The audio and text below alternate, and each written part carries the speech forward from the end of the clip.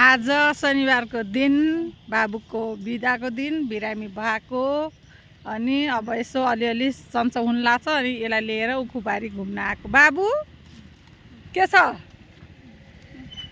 ठीक छ? के छ मम्मी? ठीक छ। यहाँ देखो के छ।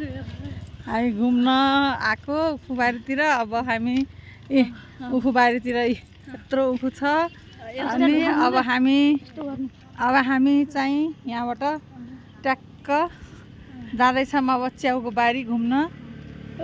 च्याउ बारी त्यो च्याउ त्यहाँ लगाएको छन्। अब च्याउ म देखाउँछु है हजुरहरूलाई। हेर्नु है च्याउको बारी हेर्नु च्याउ त्यहाँ लगाएको छ च्याउको बारी। अनि हामी उखुबारीमा आएको।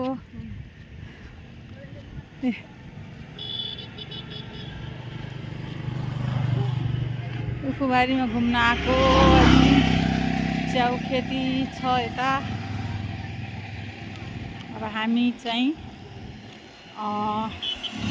घुमेर फर्किँदै अब च्याउ लिएर फर्किने हो। अलिकति च्याउ लिएर फर्किने, च्याउको भोलि चाहिँ पकौडा खाने बनाएर। अब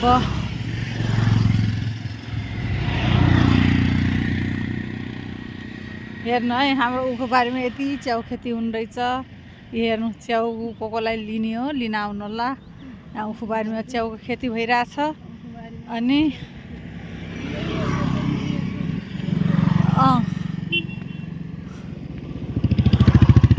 यहाँ च्याउ भइरहेछ, च्याउको खेती।